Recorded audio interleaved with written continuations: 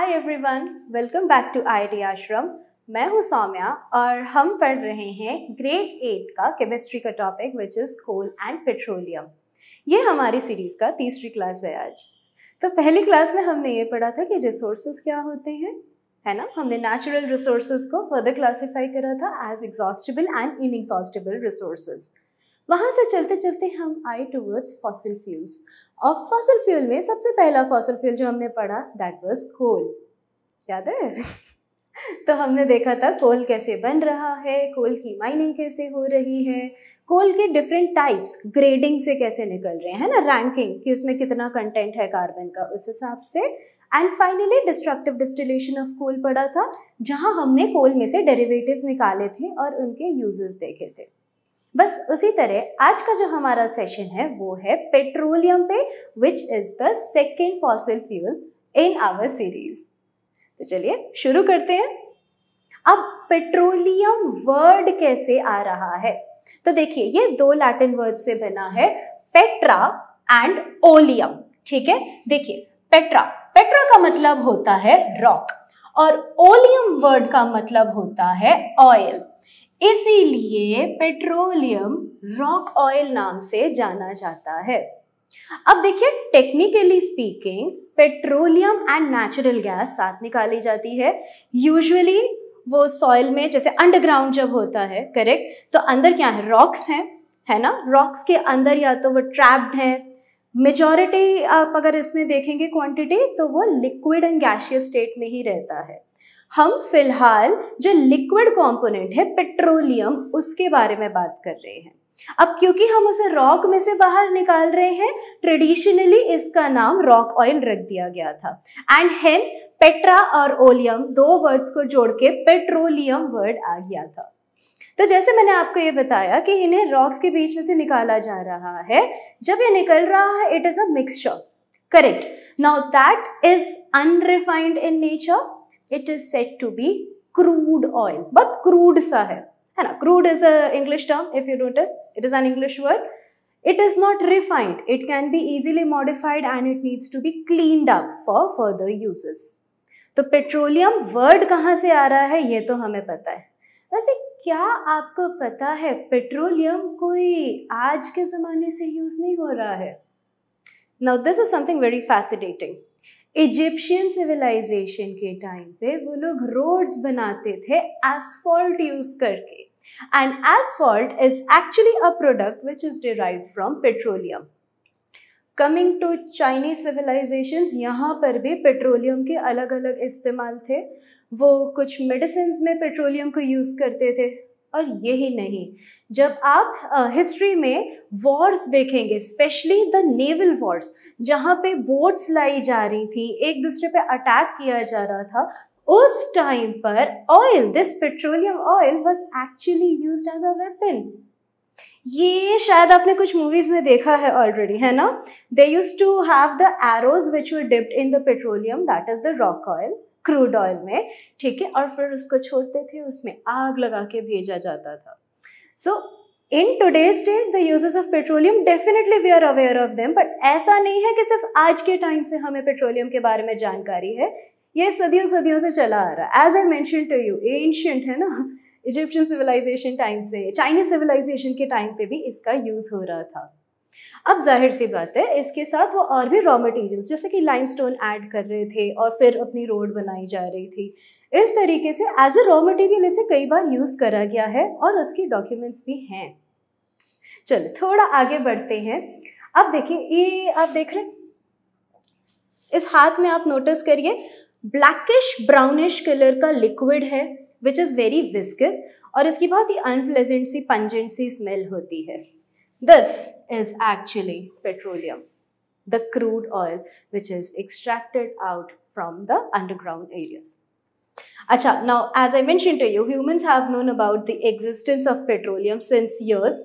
ठीक है, चाइना में यूज हो रहा था, as I mentioned to you, Egyptian culture में यूज हो रहा था, बट आज वाला जो हमारा यूज है वो ऑयल का कुआं, जैसे हम कहते हैं ना, तेल के कुएं, ऑयल वेल्स। सबसे पहला ऑयल वेल कहाँ बनाया गया?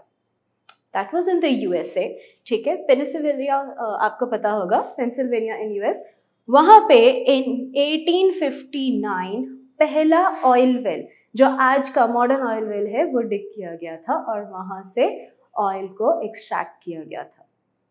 अच्छा, आपको वैसे पता है इंडिया में कौन सी ऑयल फील्ड्स और कहाँ है? सो यस, आपने देखा ही होगा, जाना होगा अबाउट असम। डिगबोई आपने सुना होगा, खैर वो सबसे पहली ऑयल रिफाइनरी है इंडिया की। सो इंडिया में कई जगहों पे ऑयल मिलता है। क्या आपको पता है गुजरात में भी ऑयल है? गुजरात में एक बहुत इंटरेस्टिंग जगह है अंकलेश्वर। अंकलेश्वर के एक पास जगह है गंधार। इस पूरे बेल्ट में बहुत सारे ऑयल वेल्स पाए गए हैं। पर यही नहीं, और भी नए नए ऑयल वेल्स की खोज की जा रही है। Remember, it is a fossil fuel. मतलब ये है तो लिमिटेड ही नेचर में, और हमारी राइट कॉन्शियस एफर्ट होना चाहिए टू यूज़ इट जुडिशियसली। अच्छा, अब देखिए ये बड़ा इंपॉर्टेंट सा पॉइंट आ गया। Petroleum is referred to as black gold. अरे वाह, दो रंग। देखिए, ब्लैक आपको कलर से दिख रहा है, काले रंग का है, यस, थिक सा विस्कस सा ब्लैक इन कलर।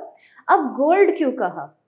पेट्रोलियम है बहुत महंगा, एंड डे बाय डे जैसे जैसे इसका रिसोर्स कम होता जा रहा है, स्टॉक कम होता जा रहा है, the prices are escalating because of its commercial value and the economic price which is just surging day by day. It is referred to as gold. अब काले रंग का है इसीलिए इसका नाम रख दिया गया है black gold. See, the prices is just ever rising. अच्छा, अब पेट्रोलियम बना कैसे? तो इसकी स्टोरी भी ऑलमोस्ट कोल जैसी है, पर याद है कोल लैंड की स्टोरी थी, ये पानी की स्टोरी है। Yes, you got that right. Actually petroleum कहाँ से बना था? From all the aquatic organisms which were present in the ancient seas. Oh no, that is also an interesting point. देखिए, आज के टाइम पे जहाँ पर भी पेट्रोलियम मिल रहा है, once upon a time वहाँ पर सी था। अच्छा, उस डिस्कशन पे थोड़ी देर में आते हैं, पहले ये जान लेते हैं कि बना कैसे। ठीक है, चलिए इस वाले इमेज से स्टार्ट करते हैं। दिस वन आप नोटिस करिए, करीब 300-400 million years back what was happening?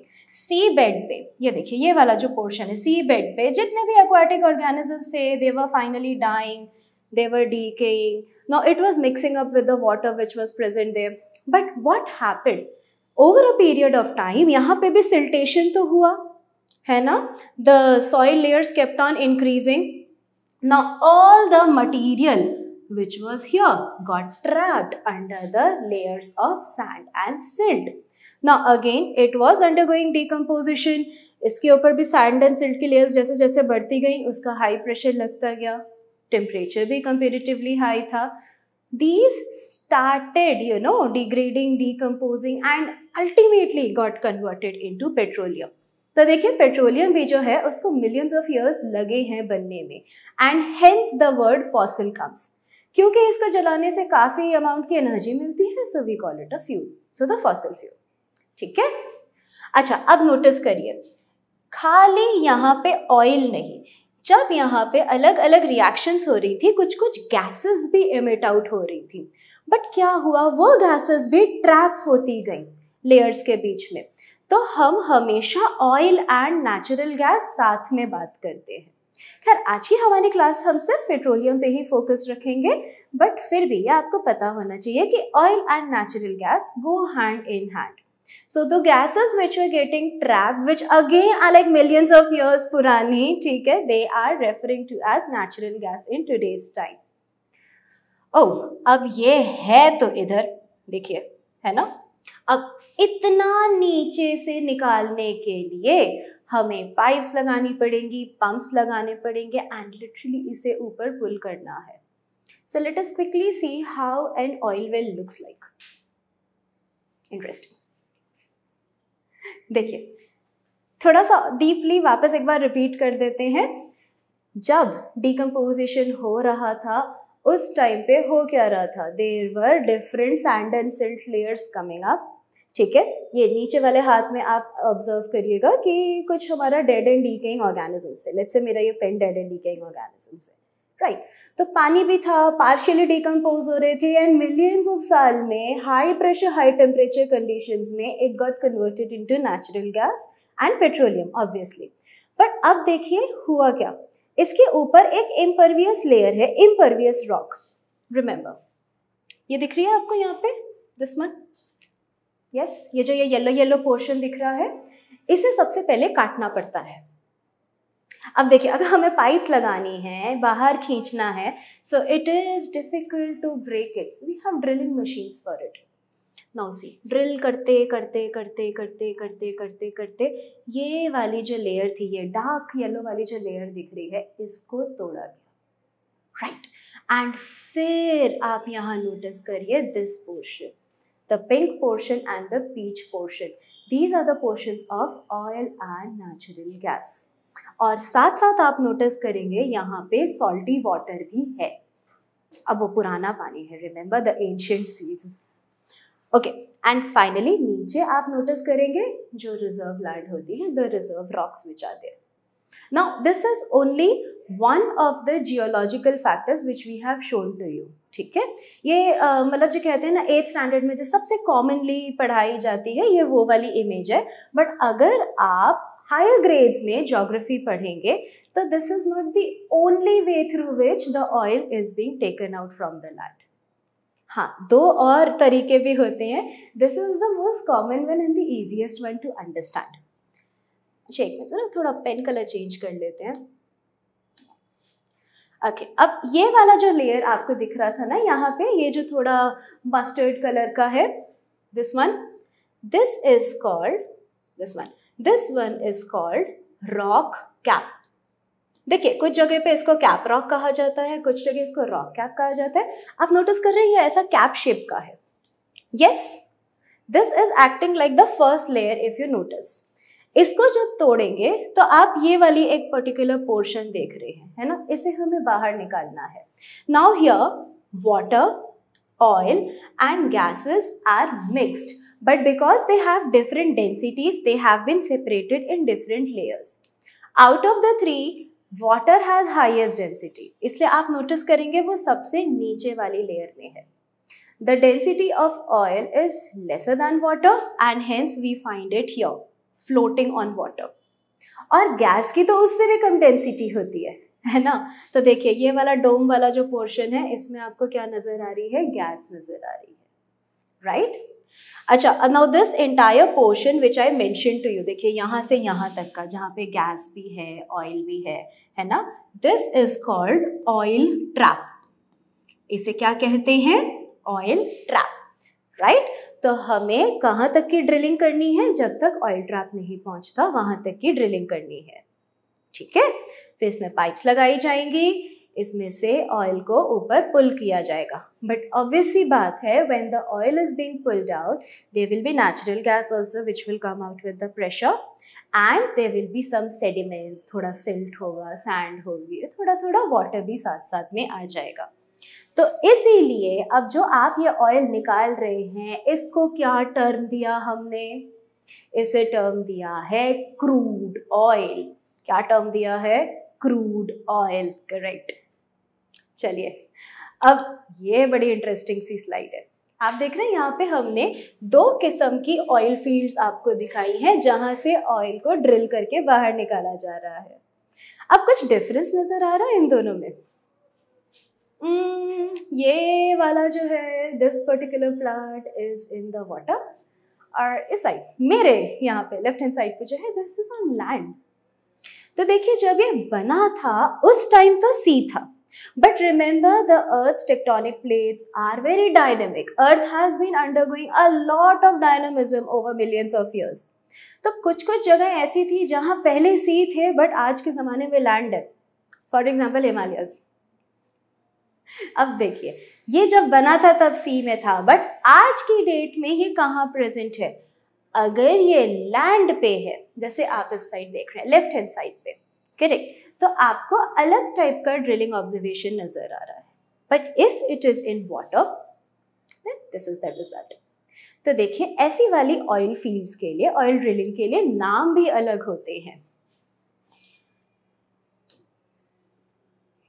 Okay, because this one is not on the land, है ना, लैंड से दूर है, तो ऐसे वाले टाइप को हम कहेंगे ऑफ शोर फील्ड्स। ठीक है, क्या कहेंगे इन्हें? ऑफ शोर फील्ड्स, ऑफ द शोर, शोर से दूर। ठीक है, या अभी भी सी में से, सी बेड के अंदर से हमें पेट्रोलियम निकालना पड़ रहा है। Whereas when it is on the land in today's time, it is referred to as onshore field। ठीक है, और उसमें कैसी टाइप की ड्रिलिंग होगी? ऑनशोर ड्रिलिंग होगी। तो देखिए, इंडिया में तो दोनों हैं, हमारे पास ऑनशोर फील्ड्स भी हैं, ऑफशोर फील्ड्स भी हैं। आपने शायद नाम सुना होगा Mumbai High, it is of the docks of Mumbai. ठीक है, बॉम्बे हाई के नाम से जाना जाता है। That is our classic offshore field, but we also have onshore fields. For example, as I mention to you in Ankleshwar, ठीक है, फिर ये जो मेहसाणा बेल्ट है गुजरात में, वहाँ मिलता है। ऑल ओवर नॉर्थ ईस्ट जो आपको बेल्ट्स नजर आ रही हैं असम वाले साइड पे, they are mostly onshore fields, मतलब ऑन द लैंड। ठीक है, तो ऑनशोर फील्ड पे ऑनशोर ड्रिलिंग, ऑफशोर फील्ड में ऑफशोर ड्रिलिंग। फील्ड जहाँ पे आप ऑयल निकाल रहे हैं तो उसका नाम दे दिया है oil field. Yes, win win. चलिए थोड़ा और आगे बढ़ते हैं। अब मैंने तो आपको बताया हमने पेट्रोलियम निकाल लिया, बट वो तो क्रूड ऑयल है ना, बड़े क्रूड फॉर्म में है, तो क्या करें? समस्या। ये देख रहे हैं, ये एक पर्टिकुलर प्लांट लगाया हुआ है। इस प्लांट का एक काम है मॉडिफिकेशंस करना, प्योरिफिकेशन करना और अल्टीमेटली कस्टमर तक एक्चुअल प्रोडक्ट को पहुंचाना। This is a refinery. Refinery को थोड़ा और आगे देखते हैं। अब रिफाइनरी में हो क्या रहा है? रिफाइनिंग हो रही है। So C, petroleum is a mixture of many substances such as gas, petrol, diesel, kerosene, paraffin wax, etc. Now, all these constituents actually have different purposes. They have different utilities for us. ठीक है? And because they are together, it is being referred to as crude oil. But अब हमें क्या करना है? हमें इस crude oil को refine करना है. So, what is refining? It is the process of separation of various constituents of petroleum and further modifications। ठीक है, मॉडिफाई करेंगे, उसको प्योरीफाई करेंगे एंड अल्टीमेटली एंड यूजर तक पहुंचाया जाएगा। और रिफाइनिंग हो कहाँ रही है? रिफाइनरी में हो रही है। ठीक है, so see, this is how actually a refinery looks like. Oh, देखिए कितने सारे यहाँ पे टावर्स हैं, बहुत सारी पाइपलाइंस हैं। So what is an oil refinery? It is an industrial manufacturing facility where crude oil is first extracted from and is brought here. ठीक है, फील्ड में से एक्सट्रैक्ट करके यहाँ लाएंगे and then it is converted into more valuable goods such as petroleum naphtha, gasoline, jet fuel, asphalt, heating oil, etc. Liquefied gas, ये आपने सुना होगा, एलपीजी है ना, जो सिलेंडर्स में आता है। Now, oil refineries are usually big in size. They are huge. They are covering vast areas. Okay, they have extensive pipeline systems, जैसे आप यहाँ पे नोटिस कर सकते हैं, है ना। बड़े बड़े स्ट्रीम्स को इनको आप अगर देखें अकोमोडेट करना है, right. So these are huge complexes. वैसे क्या आपको कुछ जगह पता है जहाँ रिफाइनरीज हैं? इसी जस्ट क्लास के स्टार्टिंग में मैंने आपको बताया था about Digboi which was the first refinery of India. वैसे क्या आपको पता है बड़ौदा में भी रिफाइनरी है? Yes, it is there. Now what happens in refining? Technically इसमें 3 स्टेप हो रहे होते हैं। Step number 1, separation. Crude oil में से अलग अलग कंपोनेंट्स को पहले सेपरेट किया जाएगा। Step number 2, conversion. अब ये जो कंपोनेंट्स आए, क्या इन्हें इधर उधर करके थोड़ा इनको केमिकली फॉर्मुलेट करके एंड यूजर के लिए एक्सेप्टेबल बना सकते हैं? And step number 3 is treating, purification further. Now our today's topic is more focused only still step 1. ठीक है, हम step 2 and step 3 in general higher grades में पढ़ते हैं क्योंकि उसमें थोड़े और केमिकल कंपोनेंट्स की हमें जानकारी होनी चाहिए, थोड़ी और थ्योरीज हमें आनी चाहिए। अच्छा, अब देखिए, the oldest and the most common method of separation was through using fractional distillation. अच्छा, distillation as a separation technique आपने बचपन में पढ़ा है, right. It is used for the miscible liquids, मतलब जो लिक्विड्स मिक्स हुए होते हैं एक दूसरे में, है ना, और उनके बॉइलिंग पॉइंट्स अलग होते हैं। तो जैसे जैसे आप उन्हें हीट करेंगे, जिसका पहले बॉइलिंग पॉइंट आ रहा होगा वो पहले वोलेटाइल हो जाएगा, वो वेपर बना लेगा, एंड फाइनली कंडेंसर में उसे ठंडा करके उसे वापस एज अ लिक्विड रिकवर कर लिया जाएगा। पीछे पीछे as and when the temperature was increasing, the second liquid will also get volatile, है ना, वो भी बॉइलिंग पॉइंट पकड़ के अपना वेपर बना लेगा एंड फिर वो कंडेंस होके वापस रिकवर हो सकता है। बट फ्रैक्शनल डिस्टिलेशन कब यूज किया जाता है? When the difference between the boiling points of the two liquids is less than 25 degree Celsius. देखिए, अज्यूम करिए देयर इज अ लिक्विड जिसका कि बॉइलिंग पॉइंट है 100 डिग्री सेल्सियस और दूसरा है जिसका है 80 degree Celsius. Now the difference between the two, 100 minus 80 is 20, है ना, ये 25 डिग्री सेल्सियस से कम है। ऐसे दो लिक्विड्स को सेपरेट करने के लिए फ्रैक्शनल डिस्टिलेशन की ज़रूरत होगी और इसमें हम फ्रैक्शनेटिंग कॉलम का इस्तेमाल करेंगे। तो ये जो हम रिफाइनरी के बारे में पढ़ रहे हैं, यहाँ बड़े बड़े फ्रैक्शनेटिंग कॉलम्स होते हैं। देखिए, मैं एक बार वापस आपको पीछे वाली स्क्रीन पे ले जाके दिखाती हूँ। ये वाले कॉलम्स देख रहे हैं, ये वाले, this one interestingly, yes, these are the fractionating columns. Okay, now देखिए, पुराने ज़माने में as I mention to you, हम ये बॉइलिंग पॉइंट्स के ऊपर ही सेपरेशन कर रहे थे, बट आजकल की जो न्यू वाले मेथड्स हैं उनमें पता है क्या कर रहे हैं, पहले ही क्रैकिंग कर ले रहे हैं। लेट्स से एक कंपोनेंट आया ए, ठीक है, आपको बनाना था बी। अब ए में कुछ केमिकली मॉडिफिकेशंस करके बी बन सकता है for commercial purposes. This is the modern method, but don't worry, हमारा focus as I mention to you, हम लोग ओल्ड वाले सेक्शन पे ही चलेंगे, ठीक है। So here we go. ये आप सब ने अपनी एनसीईआरटी टेक्स्ट बुक्स, अलग अलग रेफरेंस बुक्स में भी नोटिस करा होगा दिस पर्टिकुलर डायग्राम। देखिए यहाँ हो क्या रहा है। सबसे पहले आपकी रिफाइनरी में क्रूड ऑयल को लाया गया, ठीक है। अब इस क्रूड ऑयल को इस पोर्शन में आप नोटिस कर रहे हैं, ये वाला, यस, फर्नेस है ये basically, this one if you सी,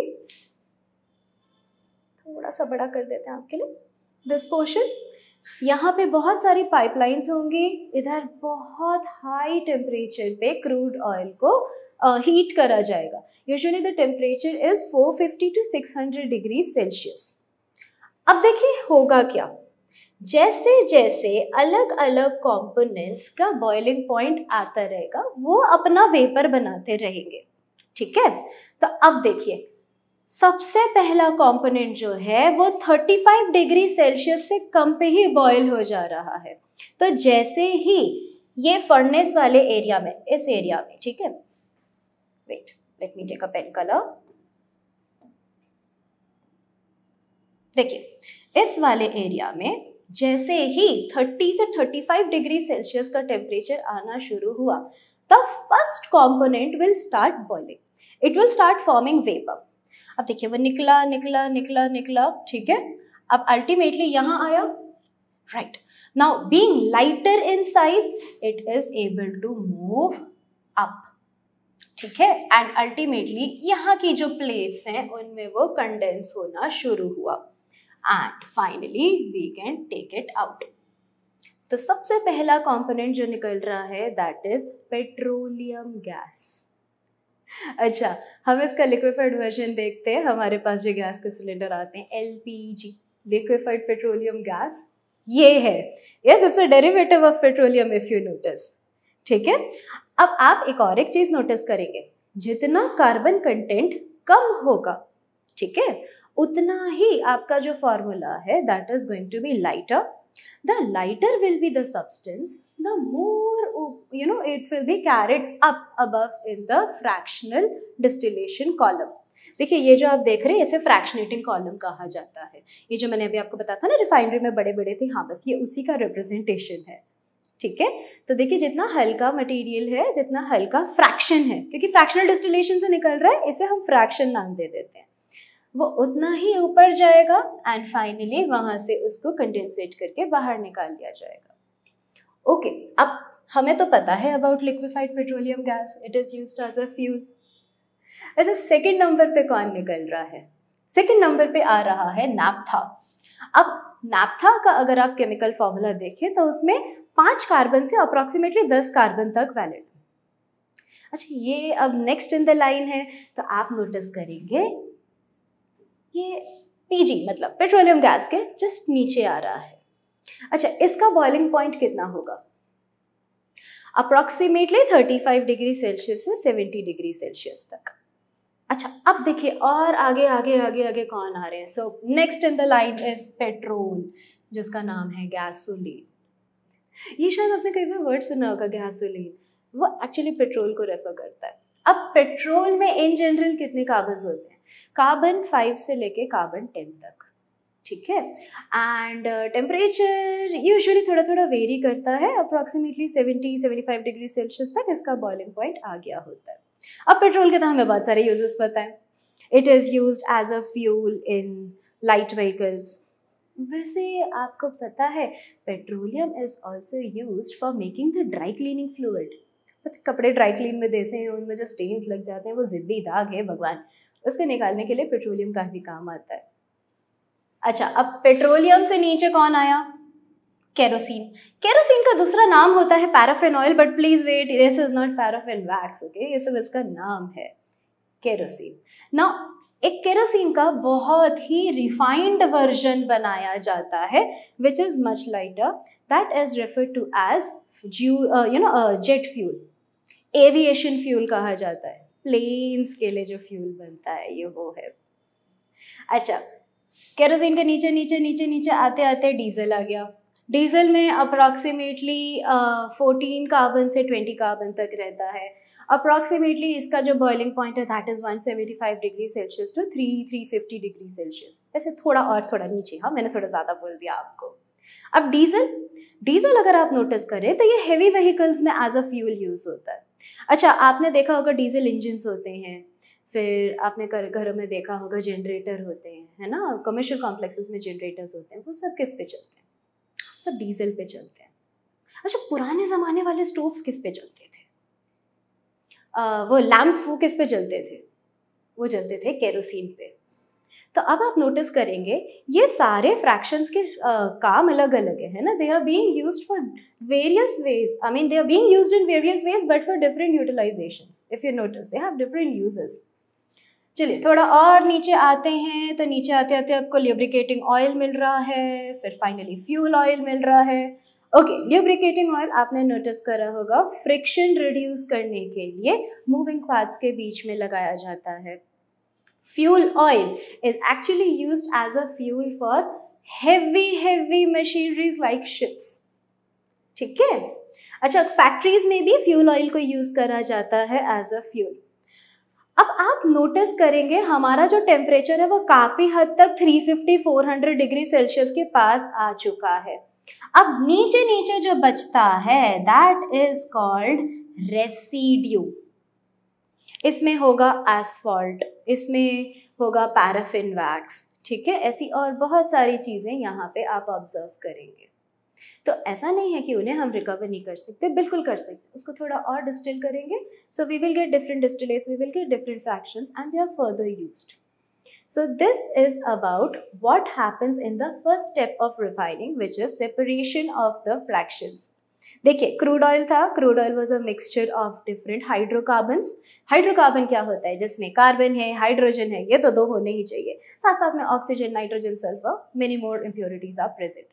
तो इनिशियली तो आपके पास मिक्सचर आया, उसमें बहुत सारे कार्बोहाइड्रेट्स थे। अब उन कार्बोहाइड्रेट्स को नंबर 1 आपने सेपरेट किया। किस बेसिस पे सेपरेट किया? उनके बॉइलिंग पॉइंट्स के डिफरेंसेस पे, ठीक है। उन्हें इस तरीके से एक फ्रैक्शनेटिंग कॉलम में लगाया गया। यहाँ आप देख रहे हैं पेट्रोलियम को हीट कर रहे हैं, जैसे जैसे बॉइलिंग पॉइंट अटेन होता जा रहा है अलग अलग सब्सटेंसेस के वेपर बन रहे हैं और वो फ्रैक्शनेटिंग कॉलम में ऊपर चढ़ते जा रहे हैं। अब जितना हल्का होगा उतना ऊपर जाएगा, जितना भारी होगा उतना नीचे रहेगा। हल्का भारी किस पे डिपेंड हो रहा है? कार्बन कंटेंट पे, ठीक है। आप नोटिस करेंगे जितना कम कार्बन है उतना ही कम बॉइलिंग पॉइंट भी है। अब अलग अलग जगहों से हम इन्हें कंडेंस करके निकाल लेंगे, इन्हें फर्दर प्यूरिफाई करेंगे। So there comes the next steps. ठीक है, see after the fractions are separated in the distillation column, they are collected and then either they are cracked और दे आर रीअरेंज्ड। ओके, इनके बाद होता है reforming, फिर होता है ट्रीटिंग। बहुत बेसिक सा आइडिया आपको दे देती हूँ। लेट्स से हमने डीजल बनाया, अब डीजल में कुछ इधर उधर करके उसमें से पेट्रोल भी बना सकते हैं। Yes, such things are actually possible. आपको क्या लगता है केरोसिन से ये जेट फ्यूल कैसे बन रहा था? इसी तरीके से क्रैकिंग करके ही बनाया जा रहा था, ठीक। But these are the modern techniques, don't worry, ये अभी सिलेबस में नहीं है, बट हाँ, if interested you can definitely know more about it, right. आपने नोटिस किया था, ये पहली वाली स्लाइड में भी मैंने लिखा हुआ था, क्रैकिंग के बाद आएगा रिफॉर्मिंग, उसके बाद आएगा ट्रीटिंग एंड फाइनली आता है ब्लेंडिंग। अच्छा, ब्लेंडिंग भी बहुत इंपॉर्टेंट होता है अलग अलग प्रॉपर्टीज बनाने के लिए, ताकि आपका जो मटेरियल है वो एंड यूजर को और अच्छे से काम आ सके, उसके लिए भी ब्लेंडिंग करी जाती है। So that's it for the day. जो आज हमने नोटिस किया that was number 1, what is petroleum, है ना, रॉक ऑयल कहा जा रहा है, उसे कैसे अंडरग्राउंड एक्सट्रैक्ट किया जा रहा है through the pumps and the pipelines in the oil fields, ठीक है। अच्छा, वो आपको याद है हमने वो ऐसा एक स्ट्रक्चर देखा था, ऐसा पिरामिड जैसा, नॉट एग्जैक्टली पिरामिड बट थोड़ा ऐसे ट्रायंगुलर सा था, ऑयल वेल, पिरामिड, यस, ये देख रहे हैं, इसे ऑयल रिग कहा जाता है इस पर्टिकुलर स्ट्रक्चर को। अब अगर आज की डेट में ये लैंड पे मिल रहा है तो ऑनशोर फील्ड होगा, उसमें से ऑनशोर ड्रिलिंग करी जाएगी, और अगर सी में है तो ऑफशोर ड्रिलिंग करी जाएगी। चलिए, इतना तो हमें पता है। फिर हमने कैसे सेपरेशन टेक्निक लगाई और अलग अलग फ्रैक्शंस निकाल लिए, बढ़िया, all those are done. But do you also know one thing, petroleum को ब्लैक गोल्ड कहते हैं, वो तो हमें पता है, but any substance which is made up from petrol और any derivative of petrol, that is referred to as a petrochemical substance. ऐसे सब्सटेंसेस को क्या बोलेंगे? पेट्रोकेमिकल्स, ठीक है। So that's all for the day. अगली क्लास में हम नेचुरल गैस के बारे में जानेंगे, so stay tuned, will meet soon.